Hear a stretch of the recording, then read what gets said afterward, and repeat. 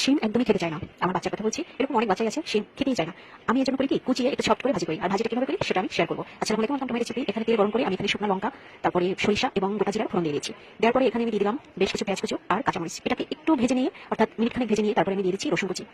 রসুন কুচিটা দিয়ে আবার একটু ভেজে আমি এখানে দিয়ে দিলাম হলুদের গুঁড়ো। আমি এখানে 1 চা চামচই দিয়েছি সর্বমোট। এটাকে একটু ভেজে নিব যাতে হলুদের গন্ধটা চলে যায়। ভাজা হয়ে গেছে, এখন আমি শিমগুলোকে খুব ভালোভাবে কুচি করে নিয়েছি। খুব মিহি কুচি করেছি যাতে শিমের বিচির যে খোলসটা থাকে সেই খোসাটা যাতে মুখে না বাজে, এরকম বিরক্তি না লাগে খেতে, সেজন্য আমি একদম মিহি কুচি করে নিয়েছি। এরপর দিয়ে দিচ্ছি নতুন আলু। যেহেতু নতুন আলু খুব তাড়াতাড়ি গলে যায়, তাই শিমের সাথে একসাথে আমি দিয়ে দিলাম। ঢাকনা দিয়ে 2 মিনিট হাই হিটে জাল করার পর ঢাকনা সরিয়ে আমি এখন এটাকে আলতো হাতে একটু নেড়ে চেড়ে দিচ্ছি।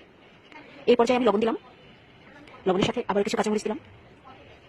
এরপর খুব ভালোভাবে নেড়ে চেড়ে উল্টে পাল্টে একদম ভেজে নিব বেশ কিছুক্ষণ।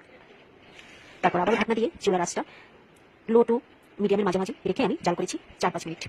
ফিরে এলাম 4-5 মিনিট পর। এখন উল্টো পাল্টে দিয়ে আবার আমি ধনিয়া পাতা দিয়ে এটাকে মিক্স করে দিচ্ছি। এটা কিন্তু অলরেডি অনেকটাই সফট হয়েছে, তবে বেশ ভালোই কিন্তু ঝরঝরে হয়েছে। ভালো থাকুন, আল্লাহ হাফেজ।